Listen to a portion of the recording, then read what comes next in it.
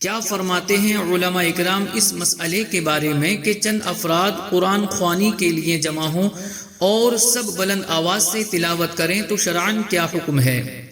بسم اللہ الرحمن الرحیم۔ الجواب بعون الملک الوہاب، اللہم ہدایت الحق والصواب۔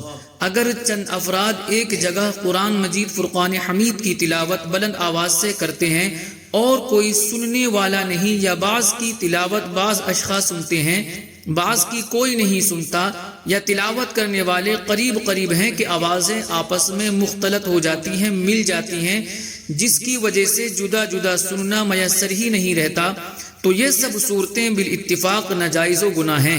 لہٰذا اگر چند شخص پڑھنے والے ہوں تو حکم ہے کہ یا تو سب آہستہ پڑھیں۔